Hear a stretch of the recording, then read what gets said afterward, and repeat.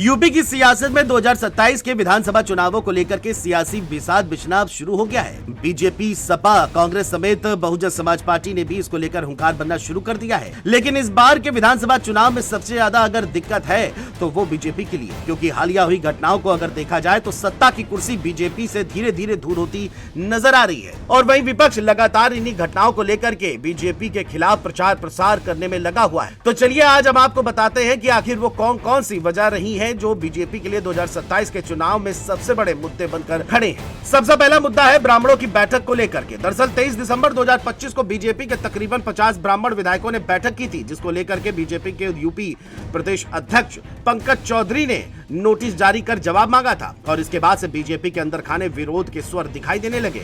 वहीं विपक्ष ने इसे ब्राह्मण विरोधी करार दिया और बीजेपी के लिए लगातार मुश्किलें खड़ी करना शुरू कर दिया। वहीं दूसरी ओर ब्राह्मण विधायकों के बैठक का मामला अभी ठंडा भी नहीं पड़ा था और इसी बीच प्रयागराज में माघ मेले में शंकराचार्य विमुक्तेश्वरानंद सरस्वती का अपमान और साधु संतों की शिखा खींचने की घटना ने एक बार फिर माहौल को गर्मा दिया। बीजेपी पर संत विरोधी होने का दाग लगा। इसके बाद शंकराचार्य का सरकार के खिलाफ बयान और उस पर सीएम योगी का पलटवार, माहौल गर्मा गया।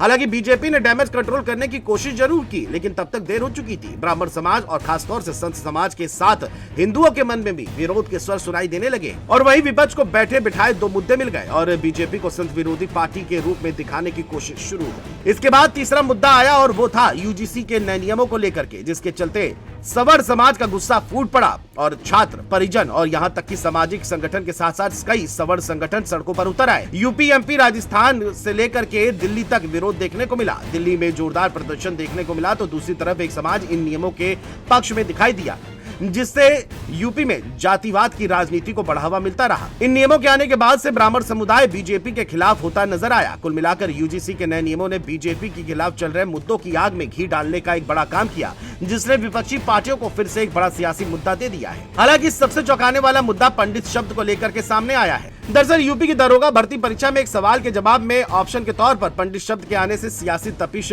हद से ज्यादा बढ़ गई। इसको लेकर के डिप्टी सीएम ब्रजेश पाठक ने भी कड़ा विरोध जताया और कार्रवाई की बात कही, तो दूसरी ओर सीएम योगी ने भी पेपर सेट करने वालों को चेतावनी देते हुए जांच की बात कही। हालांकि इससे पहले भी घूसखोर पंडित फिल्म के टाइटल को लेकर के भी ब्राह्मण समाज में विरोध देखने को मिला था। कुल मिलाकर के लगातार एक के बाद एक मुद्दे बीजेपी के लिए बड़ा सरदर्द बनते चले जा रहे हैं, जो कि 2027 की राह के लिए एक बड़े गड्ढे से कम नहीं है, क्योंकि यूपी में तकरीबन 12% के आसपास ब्राह्मण समाज की आबादी है और ये सूबे के 75 जिलों में से 31 जिलों में एक बड़ी भूमिका निभाते हैं।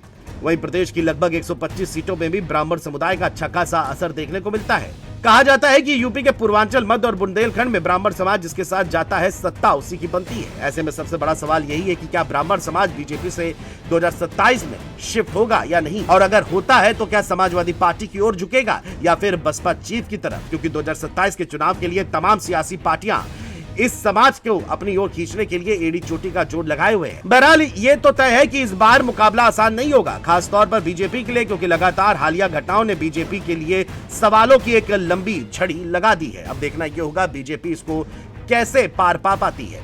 Desk report, GMT news.